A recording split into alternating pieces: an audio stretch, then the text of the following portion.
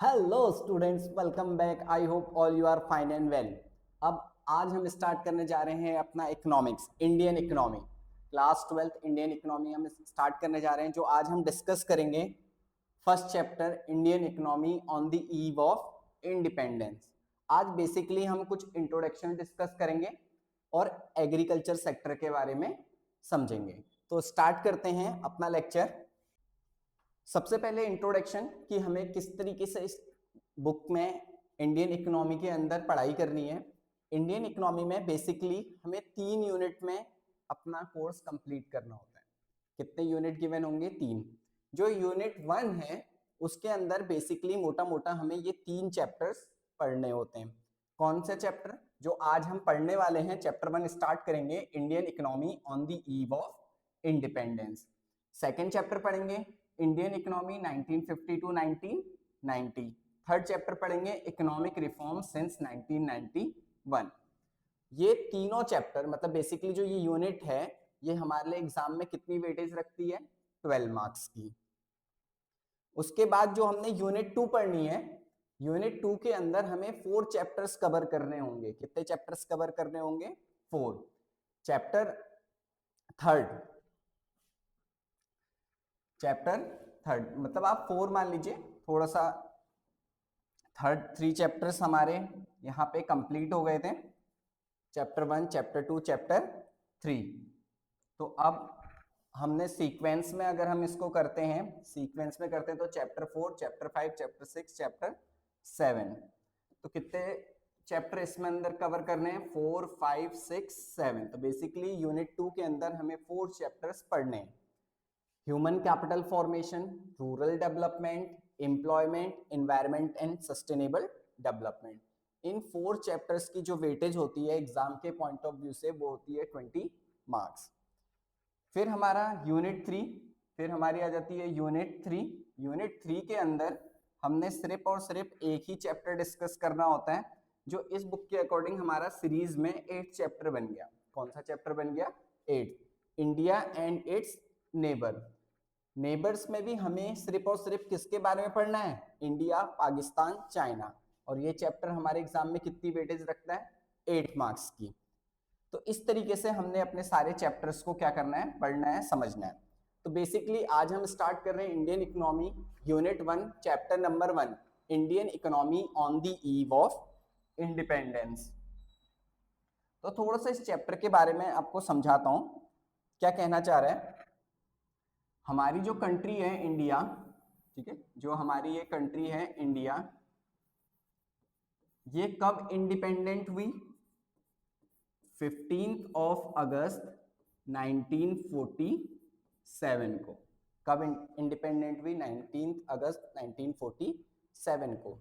तो उस टाइम के देश के अंदर जो भी पार्टी लीडर्स होंगे, पार्टी लीडर्स मतलब आज के टाइम पे अगर मैं पार्टी लीडर्स की बात करूं तो नरेंद्र मोदी, अमित शाह, राहुल गांधी, ऐसे बड़े बड़े पॉलिटिकल लीडर्स। तो उस टाइम पे भी कोई ना कोई पॉलिटिकल लीडर्स होंगे। जब अंग्रेज हमारे देश को छोड़ के चले गए थे तो वो आपस में बैठे होंगे और ये डिस्कशन कर रहे होंगे कि अब हमें अपनी कंट्री को खुद से आगे रन करना है, खुद से आगे रन करना है। तो जब ये 15 अगस्त 1947 को पूरे लीडर्स बैठे होंगे तो ये किस टाइम बैठे? के टाइम पे। किस टाइम बैठे? इवनिंग के टाइम पे। और डिस्कशन कर रहे थे कि अंग्रेज जब भारत छोड़ के जा रहे हैं तो हमारे देश की सिचुएशन, हमारे देश की कंडीशन कैसी है। इसीलिए इस चैप्टर का नेम पड़ जाता है, इसीलिए इस चैप्टर का नेम पड़ जाता है Indian economy on the eve of independence. India के इकोनॉमी की क्या सिचुएशन थी? इंडिया के इकोनॉमी की क्या सिचुएशन थी? ईव मतलब होता है इवनिंग, जो मैंने अभी आपको बात समझाया। ईव मतलब होता है इवनिंग। इवनिंग के टाइम पे जिस दिन हम इंडिपेंडेंट आजाद हुए, हमारे देश की सिचुएशन कैसी थी। तो हम उन सभी सिचुएशंस के बारे में समझेंगे, पढ़ेंगे। उसके बाद जो अगला चैप्टर है, ये तो हमने डिस्कस कर लिया कि जब हम आजाद हुए, इंडिपेंडेंट हुए, उस दिन हमारी क्या सिचुएशन थी। फिर अगले 40 साल 1950 से 1990, 1950 से 1990 तक, नेक्स्ट 40 इयर्स हमारे देश की सिचुएशन कैसी रही? Then economic reform since 1991। 1991 के बाद जब हमारे देश में लिबरलाइजेशन, प्राइवेटाइजेशन, ग्लोबलाइजेशन, रिफॉर्म्स आए, उसके बाद हमारे देश की सिचुएशन कैसी रही, किस तरीके से हमारे देश ने ग्रोथ की। तो ये सारी चीजें हमें इस यूनिट 1 के अंदर पढ़नी है। आई होप आपको यूनिट 1 का जो हम चैप्टर 1 समझ में आ रहे होंगे वो क्या करना है, थोड़ा सा एक बार और वापस से उसमें डिस्कशन कर लेता हूँ। जिस दिन हम इंडिपेंडेंट हुए, आजाद हुए, अंग्रेज हमको छोड़ के गए, तो उस दिन हमारे पार्टी लीडर्स इवनिंग के टाइम पे बैठे साथ में डिस्कशन कर रहे थे कि हमारे देश की, इंडिया की सिचुएशन कैसी है। तो सब लोगों ने उस टाइम पे different different sectors, agriculture sector, industrial sectors, इन सब के बारे में डिस्कशन किया, और वही हमें इस चैप्टर में पढ़ना है कि 1947 की इवनिंग में हमारे देश की सिचुएशन कैसी थी। चलिए स्टार्ट करते हैं अपना चैप्टर 1। अपना चैप्टर 1 स्टार्ट करते हैं, that is Indian economy on the eve of independence. जिस दिन हम आजाद हुए उस दिन इवनिंग में हमारे देश की क्या सिचुएशन थी। इसको समझने के लिए हमें थोड़ा सा पहले जाना होगा, हमें थोड़ा सा पहले जाना होता है। जब अंग्रेज हमारे देश में नहीं आए थे तब हमारे देश की सिचुएशन कैसी थी, तो समझते हैं।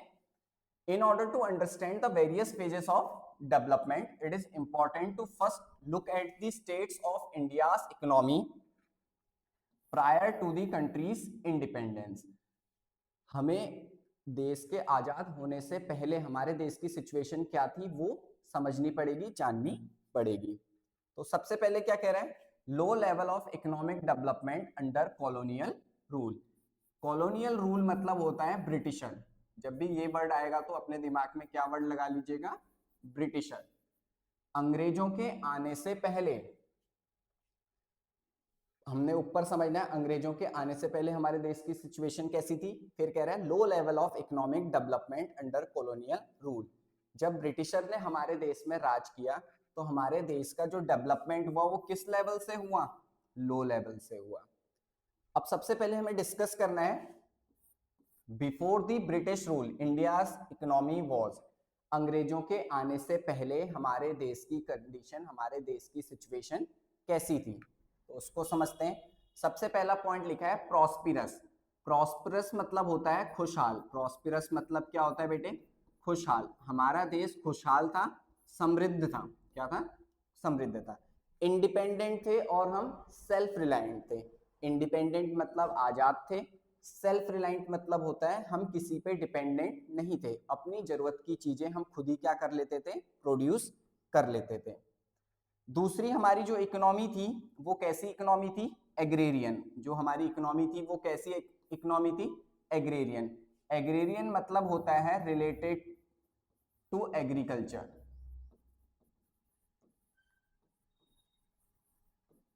Related to agriculture. किससे रिलेटेड थे, एग्रीकल्चर, कृषि संबंधी। किससे, कृषि से संबंधित थी हमारी इकोनॉमी। कह रहा है agriculture was the main source of livelihood of 2/3 of population. Approx देश की 75% पॉपुलेशन किस पे एंगेज थी, एग्रीकल्चर। देश की 75% लोग खेती बाड़ी का काम करते थे।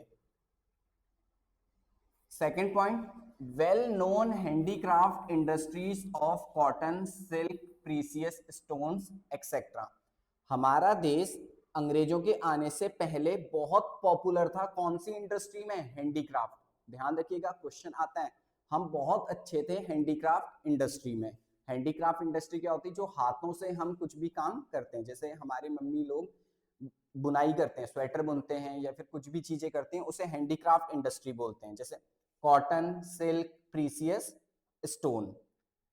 फिर एक पॉइंट मैंने क्लियर करने के लिए लिख दिया है, our country is well known for handicraft industry. तो 1 मार्क्स में क्वेश्चन आ सकता है, 1 मार्क्स में क्वेश्चन आ सकता है कि हमारी कंट्री कौन सी इंडस्ट्री के लिए पॉपुलर थी बिफोर द ब्रिटिश रूल। तो हम क्या लिखेंगे, हैंडीक्राफ्ट इंडस्ट्री। अब during the British rule, during the British rule क्या हुआ ये समझते हैं। Economic policies of colonial government were concerned with protection and promotion of their own interest. जो colonial government थी, जो कौन सी गवर्नमेंट थी, कॉलोनियल। कॉलोनियल मतलब मैंने आपको बोला, इसको आप क्या समझेंगे, ब्रिटिशर। क्या समझेंगे, ब्रिटिशर, अंग्रेज। इनने जो भी रूल्स रेगुलेशन पॉलिसीज बनाई, जो भी रूल्स रेगुलेशन पॉलिसीज बनाई, वो किसके फायदे के लिए बनाई? देखिए लिखा है, with the protection and promotion of their own interest. जो भी पॉलिसीज बनाई वो उनने सिर्फ और सिर्फ अपने फायदे के लिए बनाई। किसके लिए बनाई? अपने फायदे के लिए बनाई। They transform India into supplier of raw material and consumer of finished product from the Britain. सबसे बड़ी बात क्या हुई वो समझिएगा। जो सबसे बड़ी बात हुई वो ये हुई, ये समझ लीजिए, ये इंडिया है,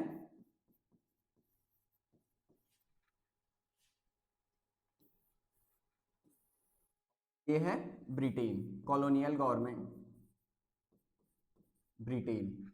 तो इनने क्या किया, हमारे देश से अपने वहां क्या ले जाते थे? Raw material. हमारे देश से अपने यहाँ क्या ले जाते थे? Raw material. उस रॉ मटेरियल को जो इंग्लैंड में उनकी मॉडर्न फैक्ट्रीज थी, उनकी क्या थी? मॉडर्न फैक्ट्रीज थी, वहां पे उस रॉ मटेरियल का क्या करते थे? यूज करते थे। और उस रॉ मटेरियल का क्या बना लेते थे? ये फिनिश्ड गुड्स, फिनिश्ड प्रोडक्ट। क्या बना लेते थे? Finished product. उस फिनिश्ड प्रोडक्ट को फिर ये कहां लाके सोल्ड करते थे? इंडिया में लाके सोल्ड करते थे। तो इसी बात को बोला गया है, दे ट्रांसफॉर्म्ड इंडिया। उनने इंडिया को क्या कर दिया? ट्रांसफॉर्म कर दिया into supplier of raw material. क्या बना दिया? Supplier of raw material. कि हम सिर्फ और सिर्फ क्या करेंगे? सप्लाई करेंगे क्या? Raw material. And consumer of finished product. जो इंग्लैंड में फिनिश प्रोडक्ट बनता था उसको कहां लाके सोल्ड करते थे?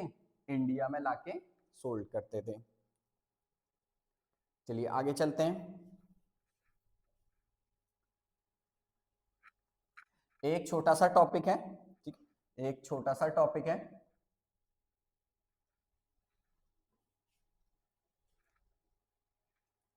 Economic condition of a nation can be जज by its national income and per capita income.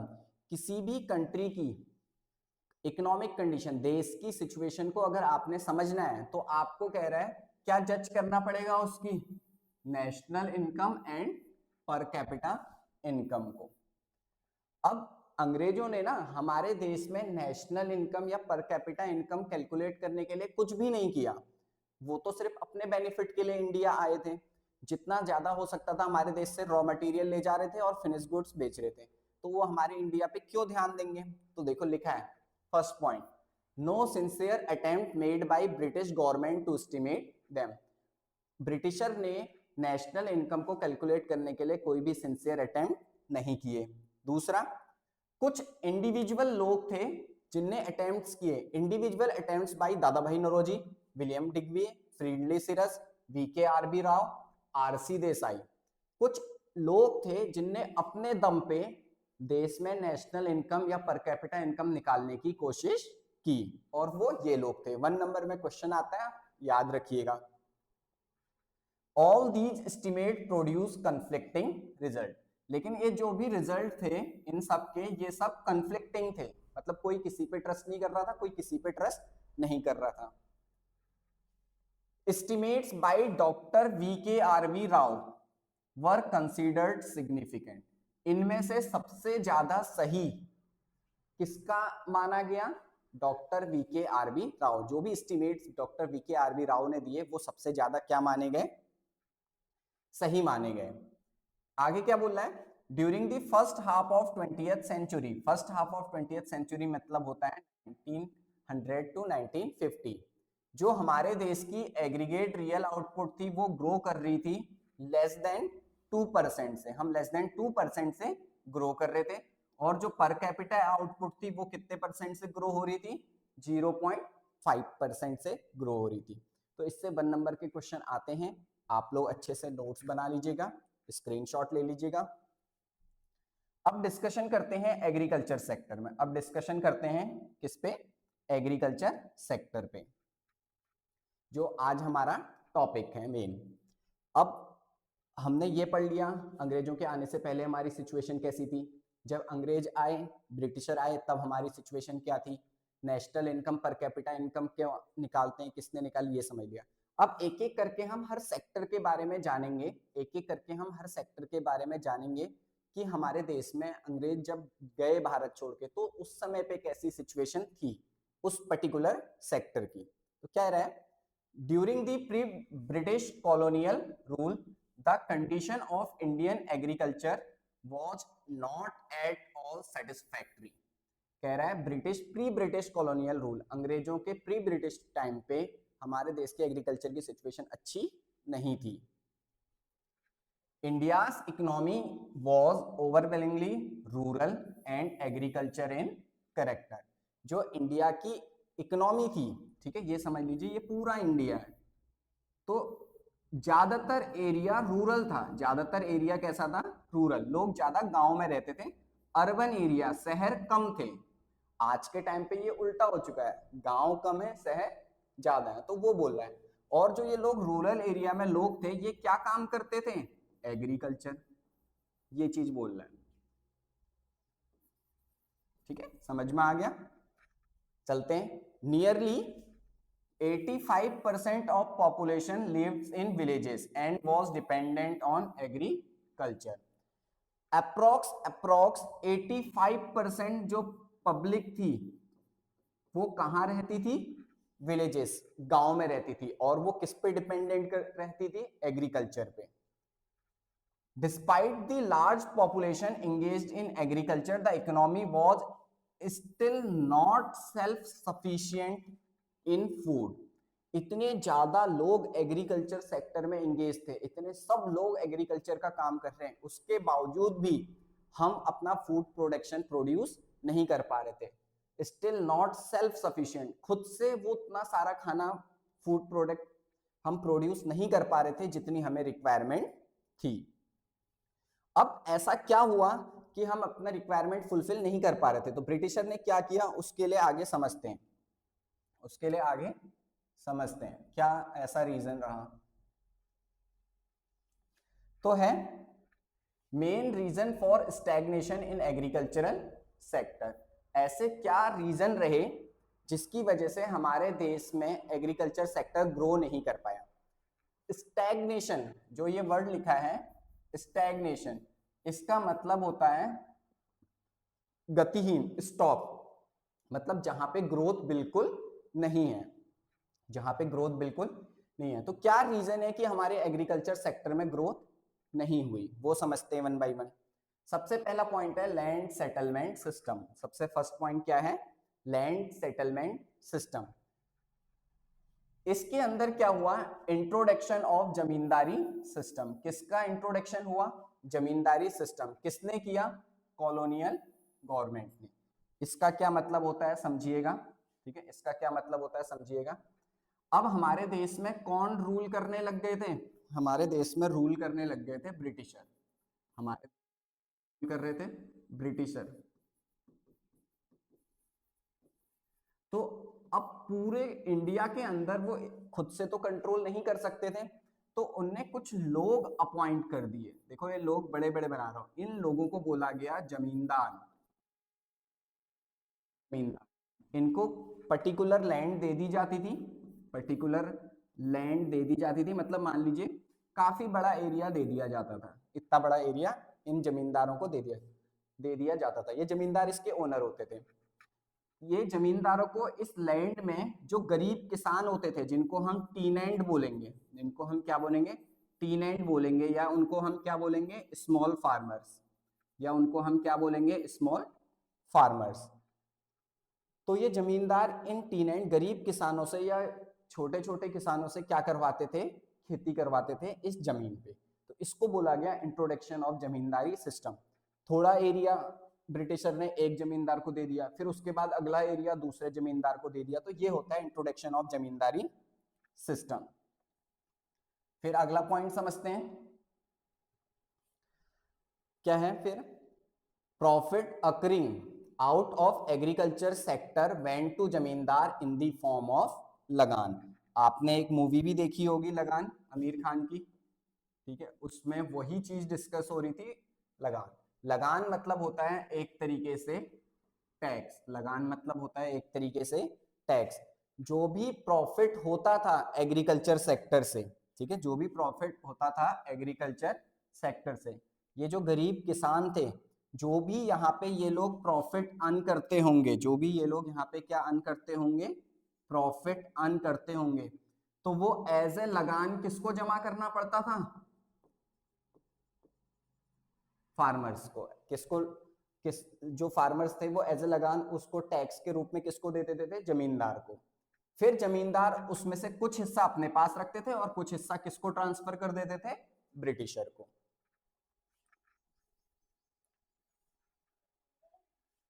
Dates for depositing fixed sum of lagan were also fixed, failing which the जमींदार would lose their rights। और देखिए कितनी बड़ी problem थी उनके साथ, date भी फिक्स कर रखी थी कि इस डेट को आपने लगान देना है। तो गरीब किसानों के लिए कितनी प्रॉब्लम थी, उनको कितना ज्यादा परेशान करके रखा था, एक्सप्लॉइट करके रखा था। और अगर ये जमींदार जो थे,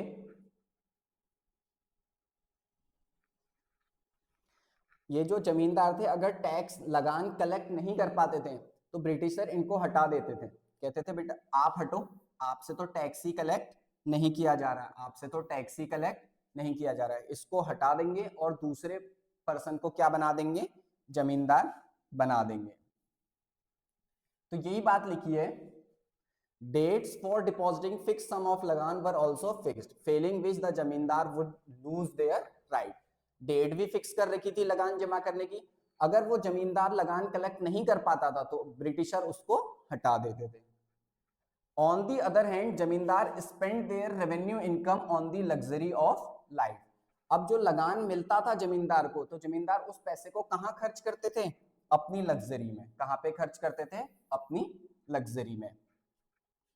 The zamindar and colonial government did nothing to improve the condition of agriculture. ना ही जमींदार ने ना ही ब्रिटिशर ने इस लैंड को इंप्रूव करने के लिए कुछ भी ठोस कदम उठाए। तो ये था लैंड सेटलमेंट सिस्टम। चलिए अब नेक्स्ट पॉइंट में चलते हैं। नेक्स्ट पॉइंट में चलते हैं, that is commercialisation of agriculture. इसका क्या मतलब होता है? It means production of crops for sale in the market rather than for self consumption. इसका क्या मतलब होता है? जो हम प्रोडक्शन कर रहे थे किसका? क्रॉप्स का, for sale in the market, market में बेचने के लिए, रेदर देन सेल्फ कंजम्पशन, अपने कंजम्पशन के लिए तो हम प्रोडक्शन नहीं कर रहे थे, लेकिन मार्केट में सोल्ड करने के लिए हम क्या कर रहे थे? कंजम्पशन कर रहे थे। Farmers were given higher prices for producing cash crop. Cash crop produce करने के लिए किसानों को ज्यादा पैसे दिए जाते थे। These were used as raw material in British industry, जिसको ब्रिटिश इंडस्ट्रीज में किस तरीके से यूज किया जाता है? रॉ मटेरियल, जैसे अभी मैंने लास्ट में समझाया था। दिस वेंट सो फार, ये बातें इतनी आगे तक पड़ गई, to make many peasant, peasant मतलब किसान, छोटे छोटे किसान, purchase their food requirement from the shops in the town. अब किसानों को ही अपने फूड रिक्वायरमेंट, आटा चावल गेहूं, ये खरीदने के लिए शहरों में दुकानों से खरीदना पड़ रहा था। क्यों? क्योंकि वो फूड क्रॉप तो प्रोड्यूस कर नहीं रहे थे। वो तो कौन सी क्रॉप प्रोड्यूस करने लग गए थे? Cash crop. This was responsible for frequent famines, इसकी वजह से हमारे देश में फ्रीक्वेंट क्या आने लग गए? फेमाइन्स। फेमाइन मतलब होता है अकाल पड़ जाना, extreme shortage of food, food की बहुत ज्यादा क्या हो गई? शॉर्टेज हो गई in India during British days. Cash crop क्या होती है? 1 नंबर में क्वेश्चन आ जाता है। कैश क्रॉप होती है स्पाइसेस, कॉफी, कॉटन, जूट, इंडिको एक्सेट्रा। फूड क्रॉप क्या होती है? Rice, wheat, pulses etcetera. तो ये आप याद रखिएगा, ठीक है, ये सारी बातें आप क्या रखिएगा? याद रखिएगा। चलिए आगे डिस्कस करते हैं। लो लेवल ऑफ प्रोडक्टिविटी, जो प्रोडक्शन था हमारे एग्रीकल्चरल लैंड में, वो बहुत ज्यादा क्या था? कम। जितनी लैंड में, मान लीजिए जितनी भी लैंड में हम प्रोड्यूस कर रहे हैं, अगर उतनी ही लैंड में चाइना वाले या अमेरिका वाले अगर कोई भी चीज प्रोड्यूस करते थे तो वो हमसे ज्यादा प्रोड्यूस करते थे।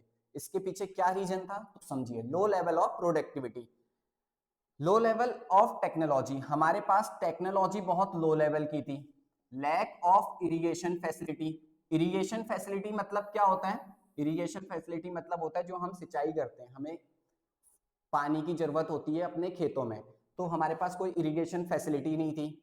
And negligible use of fertilisers, हम फर्टिलाइजर्स, कीटनाशक, ठीक है, जो खाद होती है उसका हम नेग्लिजिबल, ना के बराबर क्या करते थे, यूज करते थे। ये रीजन था लो लेवल ऑफ प्रोडक्टिविटी का। फिर क्या कह रहे हैं, britisher spend very little on agriculture, technical and mass education, जो ब्रिटिशर थे उनने बहुत कम खर्चा किया देश के एग्रीकल्चर, टेक्निकल और मास एजुकेशन में। जो हमारे देश के फार्मर्स थे उनको एजुकेशन नहीं दी कि इस तरीके से खेती कीजिए या इस तरीके से प्रोडक्शन कीजिए। चलिए लास्ट पॉइंट और डिस्कस करते हैं, फिर आज का हमारा पार्ट कंप्लीट हो जाएगा। फोर्थ पॉइंट था adverse effect of partition, adverse effect of partition. आपको पता होगा 15 अगस्त 1947 को हम इंडिपेंडेंट हुए थे, हम आजाद, उससे एक दिन पहले 14 अगस्त 1947 को पाकिस्तान भी बना था, ठीक है। तो कुछ हमारी जो बहुत उपजाऊ फर्टाइल लैंड थी, जहां पे बहुत जल्दी कुछ भी चीज प्रोड्यूस होता था, वो कहां शिफ्ट हो गई, पाकिस्तान के पास चली गई। तो वो यही कह रहा है एडवर्स इफेक्ट ऑफ पार्टीशन, जब पार्टीशन हुआ तो उसके भी एडवर्स इफेक्ट हुए। क्या हुए, India's agricultural production received further setback due to the country's partition at the time of independence. A sizable portion of undivided countries highly irrigated and fertile land went to Pakistan. कह रहा है जो भारत की बहुत ज्यादा highly irrigated and fertile, irrigated मतलब जिसमें बहुत ज्यादा खेती हो सकती है, फर्टाइल उपज बहुत ज्यादा होती है, वो कहां चलेगी, Pakistan. Almost the whole of jute producing area became part of East Pakistan, now Bangladesh. जो ऑलमोस्ट हमारे देश में जूट होती थी, जूट प्रोड्यूस होती थी, वो किसका पार्ट हो गया था, ईस्ट पाकिस्तान, अब जिसे हम किस नाम से जानते हैं, बांग्लादेश के नेम से जानते हैं। तो यहाँ पे बेटे हमारा स्टार्ट कंप्लीट हो जाता है एग्रीकल्चर सेक्टर। नेक्स्ट लेक्चर में बहुत जल्दी लेके आऊंगा, उसमें हम 2 सेक्टर कवर कर लेंगे। मिलते हैं बहुत जल्दी, थैंक यू सो मच।